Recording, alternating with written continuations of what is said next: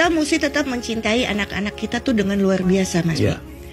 Ketika anak kita gagal, kita tetap mencintai dia. Jangan tampakkan muka kecewa kita, karena itu adalah hujam di jantung, pas banget, menghujam banget itu. Dalam banget ya. Dalam banget. Karena dia sudah mengecewakan.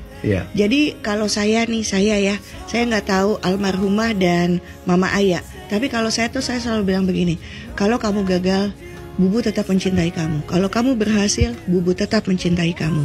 Kalau kamu nakal, Bubu tetap mencintai kamu.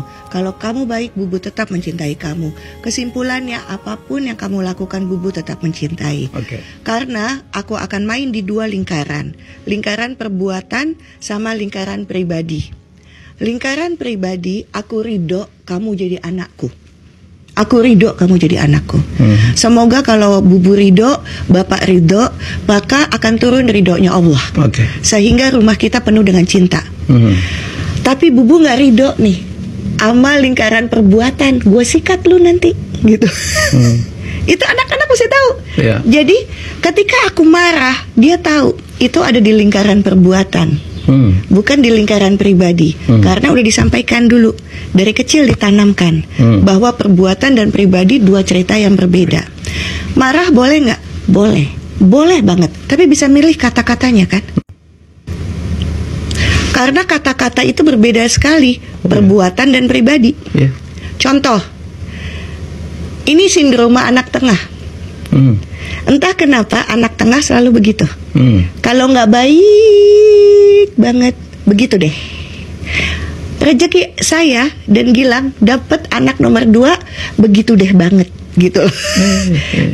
Lingkaran ini saya mainin nih di anak nomor 2. Salah satunya, caranya misalnya, aku tidak pernah membandingkan anakku yang nomor 2 dengan kakak dan adiknya. Nggak pernah.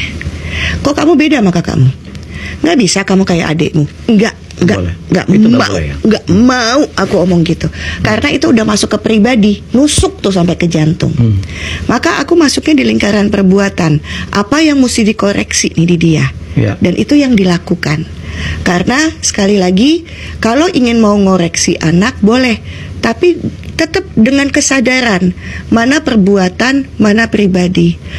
Maaf ya Mas Mi dan juga yang lain yang nonton, kita itu baru jadi ibu ketika anak kita lahir loh. Sebelumnya kita nggak pernah jadi ibu. Kita orang bodoh dan nggak pernah sekolah jadi ibu. Ayah-ayah juga gitu. Seorang ayah baru jadi bapak ketika anaknya lahir. Anak juga gitu. Dia baru jadi anak ketika dilahirkan. Maka rumah itu adalah tempat untuk saling membersamai belajar. Untuk anak yang hebat, yang pintar, yang keren, yang sesuai dengan keinginan ibu bapaknya, kita belajar nggak? Enggak, kita enggak belajar karena sama. Kalaupun ada yang beda-beda dikit, less effort deh. Tapi dari anak yang sangat berbeda, kita belajar banyak di situ. Kembali lagi, kan ayah saya 9 tahun kemudian menyusul ibu meninggal ya. Ayah saya tuh keras banget, ya iyalah, didikan zaman dulu ya.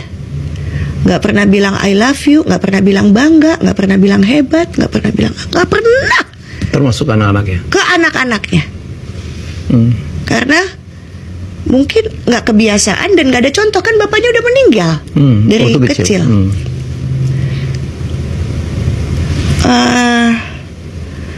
Ayah saya juga belajar menjadi ayah yang semakin baik, dan di akhir hidupnya mencoba untuk menyesuaikan apa keinginan saya, emosi saya. Ketika saya jadi yatim piatu dan kakak-kakak udah menikah kan. Sebelum jadi yatim piatu kan kakak, jadi ibu saya meninggal, Mbak Aya udah menikah kan. Jadi dua udah dengan suami masing-masing. Cuma tinggal saya sama bapak saya. Jadi bapak saya tuh menyiapkan kalau Syahnas jadi yatim piatu tanpa kakak-kakak, karena kakak-kakak sudah menikah, dia mesti membuat bahwa si bungsu cukup dicintai.